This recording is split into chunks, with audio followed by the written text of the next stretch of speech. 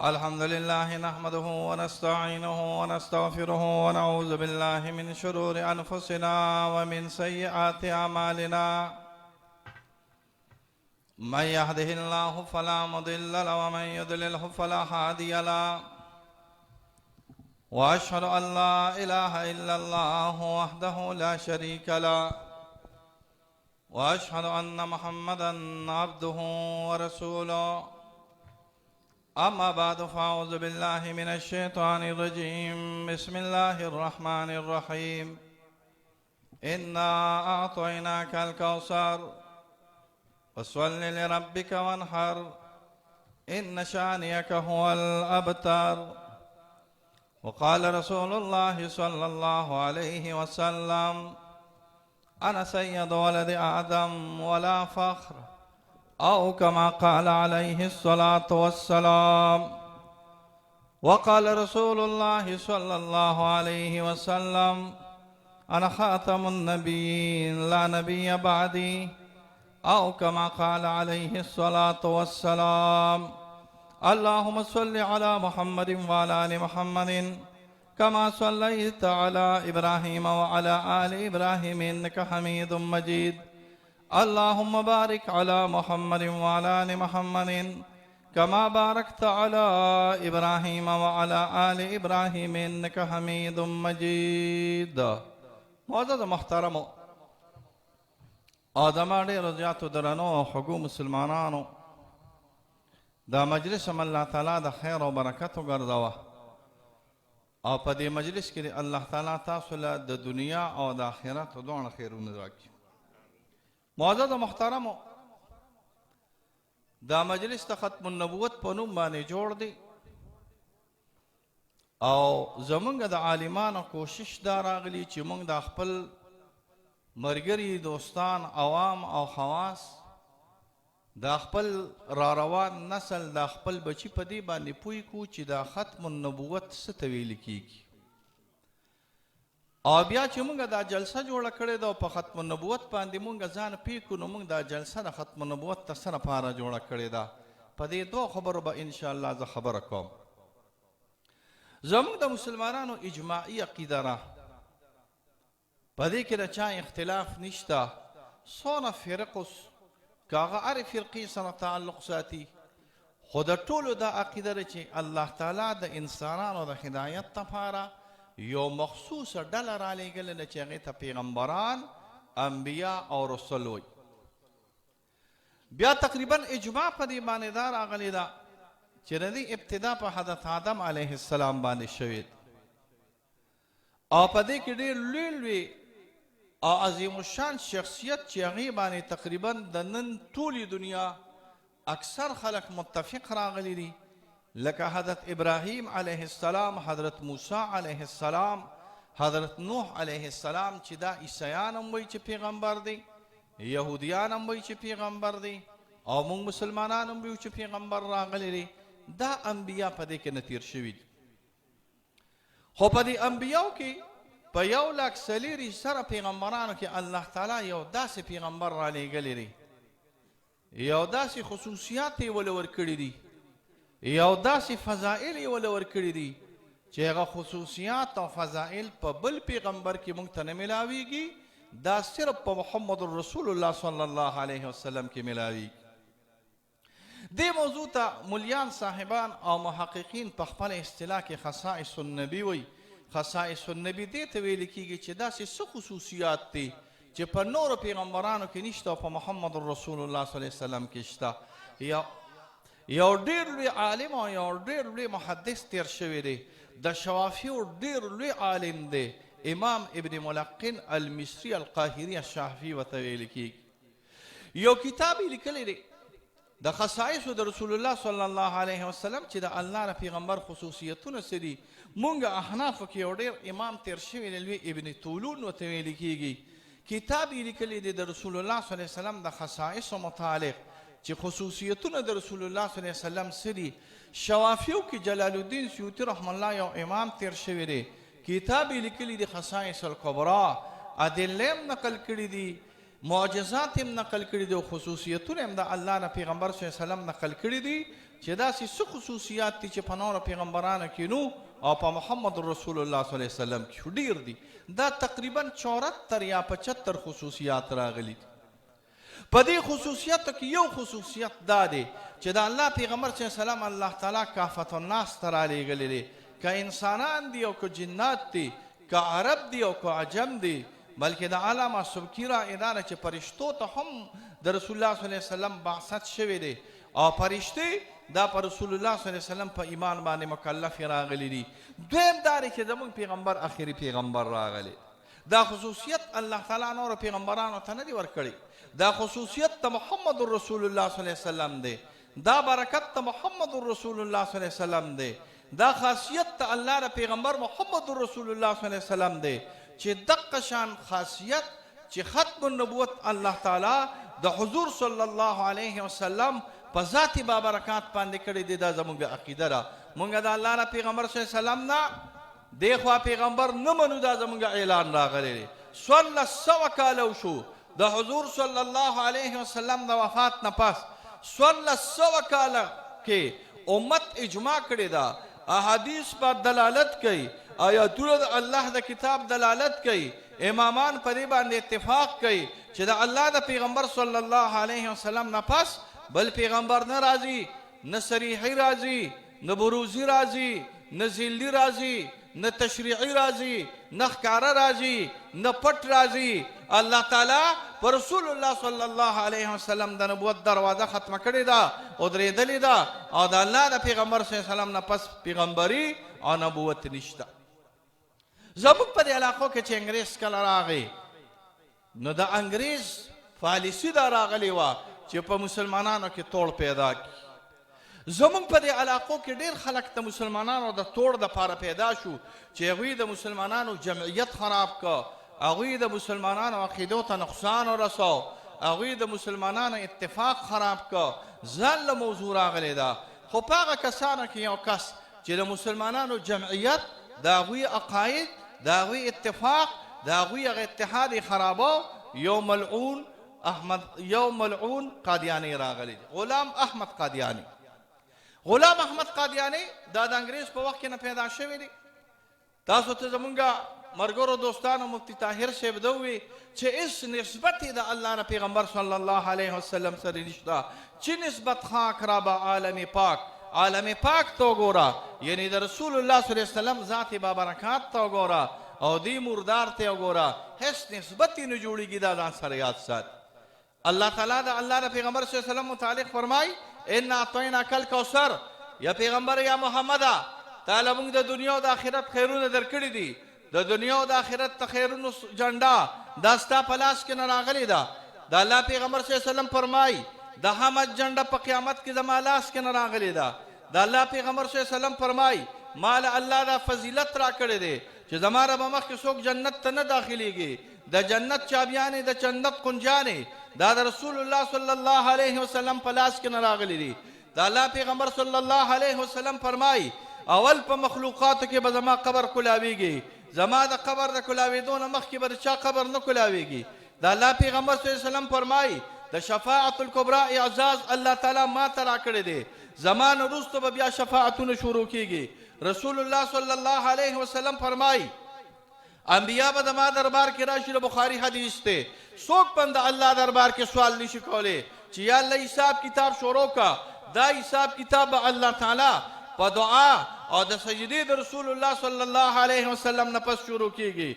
د الله پیغمبر صلی الله علیه وسلم فرمای مقام محمود مال الله تعالی را کړی دی. زمانه اخوا مقام محمود چاته نه ملاویږي. رسول الله صلی الله علیه وسلم فرمای د مقام محمود سره مقام الوسیله مال الله تعالی را کړی ده.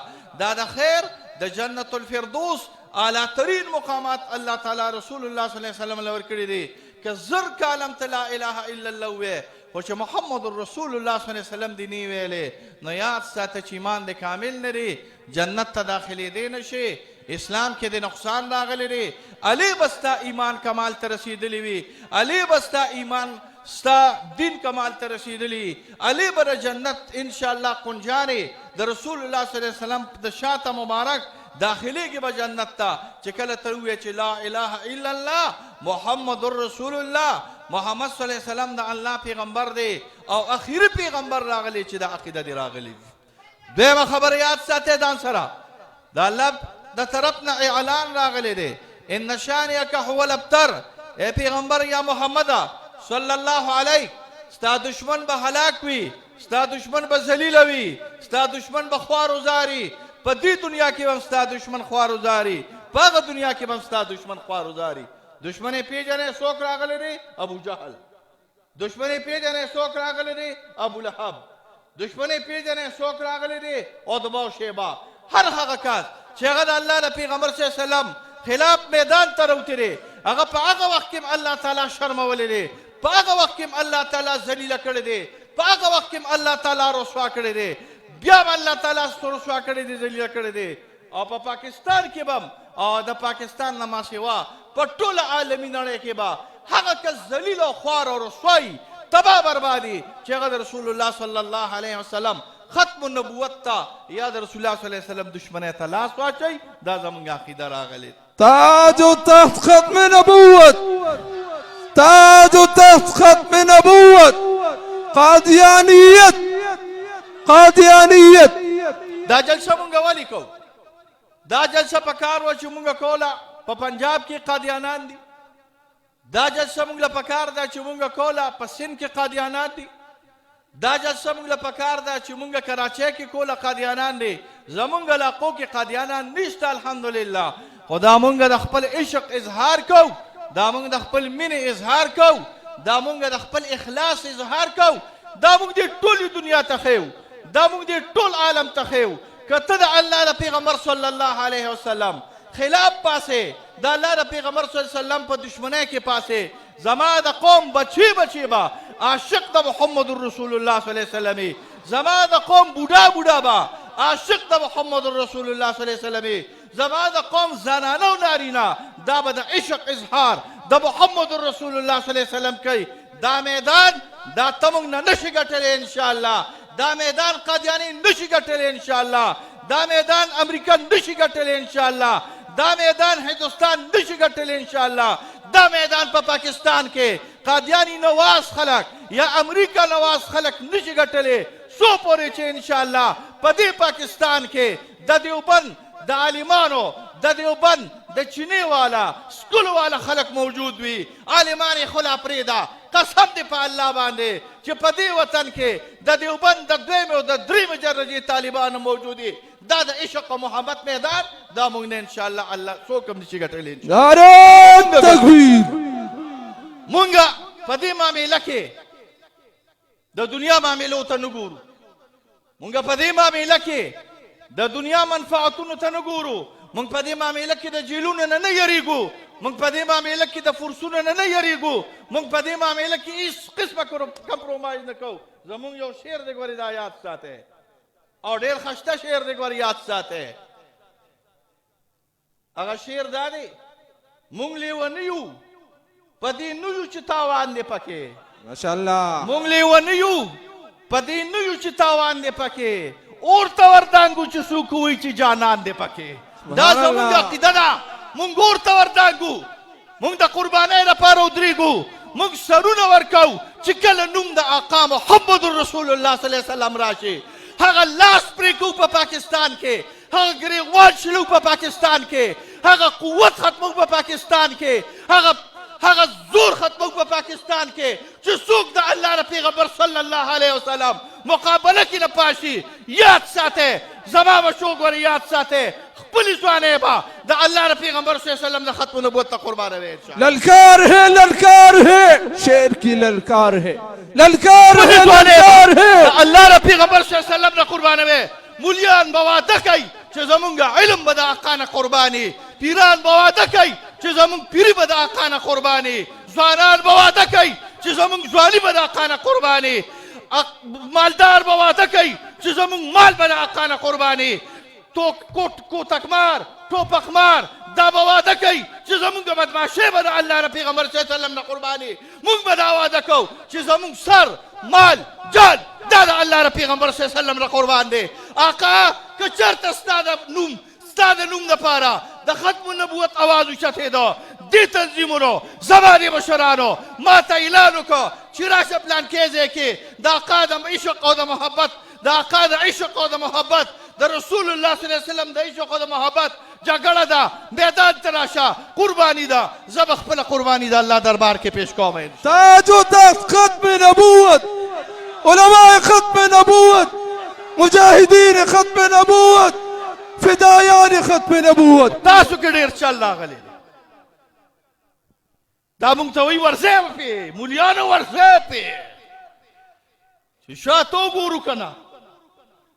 مونږ سره په مدرسه کې یو دوه درې ناظمات دي، بعضې هوښیاران دي، بعضې سادهګان دي. زمونږ د دې مدرسې طالبانو به چغه والې مفتي صاحب اشاره کوه، تا یاده شي که نه؟ تاسو به څه وې بې تماشه کوه. یو به پکې را راغی هوښیار غوندې خو لږه ګزاره کوه ګورې یا پې پوهېږې. تاسو عوام کله ناکله په صابون ولاړ یې، په څه ولاړ یې؟ صاحب ځای ورځئ پې مولیانو او د امریکې جهاد دی او د قادیاني جهاد دی. مونږ یې تاسو به ځای ویو چې مونږ ځو سره نارې تکبیر الله اکبر چې وګوري صرف د درې چړي مولیان را سره ناست دي، دوه درې کشران را سره ناست دي، نور ټول کورونه ته تښتېدلي ده. زه خو یو لفظ استعمالوم خو دلته نه استعمالوم، بهر علاقه کې استعمالوم، بهر علاقه کې چې زه تقریر کوم هغه بل چال کوم، خو تاسو ته نه کوم ځکه تاسو ته مې لالچ دی. الله دې زما دا لالچ تاسو نه ختم کړي، تاسو نه مې د الله تعالی دا لالچ ختم کړي. تاسو ته زه څه نه وایم، تاسو نه مې لالچ دی. ګینې چې کومه علاقه کې مې لالچ نه وي ناغلته چې زه کومه خبره کوم نو زه ورته یو لفظ وایم چې د وابي زامن وګورې تاسو بیا مونږ په لاره کې پرېږدئ، تاسو به دا عالمان په لاره کې نه پرېږدئ انشاءالله. خوښ هم ده که نه ده؟ انشاءالله. دا نه چې ګورې مولیانو ورځئ پې نو دا زما جنګ دی، دا زما لړۍ ده، دا زما د ایمان جنگ دی، دا زما د عشق جنگ دی، دا د محمد رسول الله جنگ دی او د محمد رسول الله صلی الله علیه وسلم جنگ کې زما هر څه زمانه قربان راغلی دی انشاءالله. دا به عقیده وي، واده وي، ستنېږئ خو به نه انشاءالله که لبیک لبیک تاسې ما ته پرېږدئ لبیک لبیک ستنېږئ خو به نه انشاءالله کله چې څوک وایي چې دا واده به کوو چې د دین دپاره، د آقا لپاره، د خپلې معشوقې لپاره، د محمد رسول الله صلی الله علیه وسلم لپاره هر څه قربان. پاسې ودرېږئ په نرۍ باندې دا واده وکړئ. بې غیرته سړی دې نه ودرېږي، هغه سړی دې نه ودرېږي چې دین ښکته کوي، هغه سړی دې نه ودرېږي چې د آقا سره محبت دی، هغه سړی دې نه ودرېږي چې عشق یې په زړه کې نه وي. د عشق په مقام به عشق ظاهرو، د قربانۍ په مقام به قرباني ظاهرو. نعرہ تکبیر، نعرہ تکبیر. تاج و تخت ختم نبوت، تاج و تخت ختم نبوت. اکابر علماء دیوبند، اکابر علماء دیوبند. الله دې ستاسو نه ولاړه په خپل دربار کې قبوله کړي. کښېنئ، زمونږ بس دا کار مونږ چا پسې جزونه نه شو اوچتولی چې چا پسې جز اوچت کړو، نه چا پسې ټینک راوستی شو. بس دا سرمایم ده، دا وینام ده، دا اخلاص هم دی، دا عشق هم دی، دا محبت هم دی. دا عشق محبت دی الله په خپل دربار کې قبول کړي چې د قیامت ورځ راځي چې آقا سره په ښکلي انداز سره ملو شو چې آقا ما سره نور څو نور راغلی، بس چې څو هغه مې ستا په قدمونو کې ښودلي دي، چې څو هغه ما ستا په نوم ورکړي دي، چې څه قرباني کېده هغه ما ستا لپاره کړې ده. یا د الله پیغمبره دعا وکړه او شفاعت هم وکړه او نیت هم دا دی چې انشاءالله شفاعت پکېږي د دې اعمالو د برکته. وصلی الله علی خیر خلقه محمد و آله و اصحابه.